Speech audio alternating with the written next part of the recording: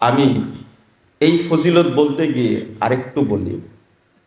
আপনি সালাত পড়েন, বলেন তো সালাত পড়লে পাপ ক্ষমা হয়, কিন্তু পূর্বের পাপগুলো কি নেকি হয়? আচ্ছা, সিয়াম পালন করেন, আপনি 1 মাস সিয়াম রাখলেন, সিয়াম রাখলে গুফিরা লাহু মা তাকাদ্দামা মিন যামবি, পূর্বের পাপগুলো ক্ষমা করে দেওয়া হয়, কিন্তু পূর্বের পাপগুলো কি নেকি দ্বারা পরিবর্তন করে দেওয়া হয়? আপনি হজে যান, আজকে থেকে হজে মানুষ যাওয়া শুরু করেছে, তো হজ উমরা করেন, আল্লাহ আপনার পাপ ক্ষমা করে দিবেন, কিন্তু বলা হয়নি পাপগুলোকে নেকি দ্বারা পরিবর্তন করে দিবেন। আপনি কি বুঝতে পারছেন আমার কথা? আপনি ওযু করেন, 832 নম্বর হাদিস, সহিহ মুসলিম এসেছে, রাসূল সাল্লাল্লাহু আলাইহি সাল্লাম বলছেন, কোন মুমিন বান্দা যখন ওযু শেষ করে, কোন মুমিন বান্দা যখন ওযু শেষ করে, তখন ইনসরাফা মিন খতিআতিহি কাহাইআতি ওয়ালাদাত উম্মু, সমস্ত পাপ থেকে অনুরূপ সে মুক্ত হয়ে যায়, যেন তার মা তাকে সেদিন জন্ম দিয়েছে। ওই দিনের মতো হয়ে যায় যেদিন তার মা তাকে জন্ম দিয়েছে। সেদিন কি পাপ ছিল?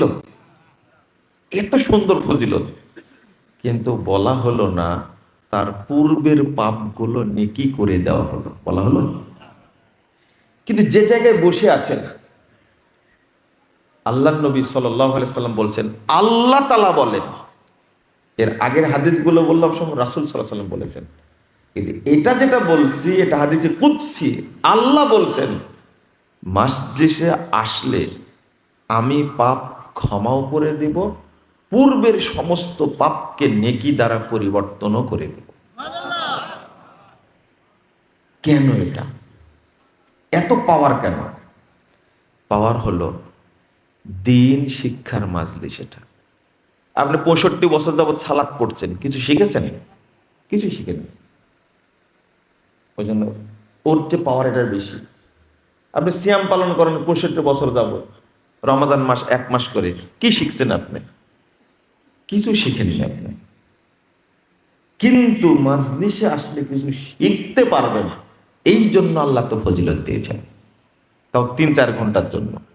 বলেন তো, এই মাদ্রাসার একটা ছেলে বা যে কোনো প্রতিষ্ঠানে যারা এলেম শিক্ষার জন্য বেরিয়ে গেছে, তাদের ফজিলত, তাদের মর্যাদা আল্লাহর কাছে তাহলে কত হতে পারে? একটু চিন্তা করেছেন আপনি? এই যে 5টা ছেলে হেফজ শেষ করলো, সুন্দর তেলাওয়াত করলো, জানেন আজকে সবচেয়ে ভাগ্যবান হলো তার বাপ মা, সবচেয়ে বড় ভাগ্যবান। আপনি একটু জিজ্ঞেস করেন এদের 5 জনকে, আমি চিনি না কাউকে,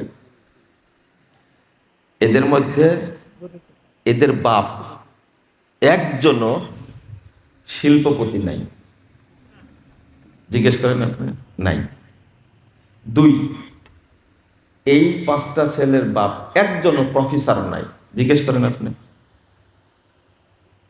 একজনও বিচারপতির সন্তান নাই, এখানে নাই। একজনও ইঞ্জিনিয়ারের সন্তান নাই, একজনও ডাক্তারের সন্তান নাই। আপনি জিজ্ঞেস করেন, আমার ভুলও হতে পারে, তদন্ত করে দেখেন আপনি। আপনারা যারা আজকে রাত 12টা 12:30 মানে পেরিয়ে গেছে, এখনো বসে আছেন, আপনারা 1:45 বাজতে যাচ্ছে রাত, যারা শিক্ষিত মানুষ তারা এই আলোচনা শুনতে আসেনি, আসবে না, তাদের সময়ও নাই আর পরিবেশও নাই, এটা তাদের পরিবেশ না।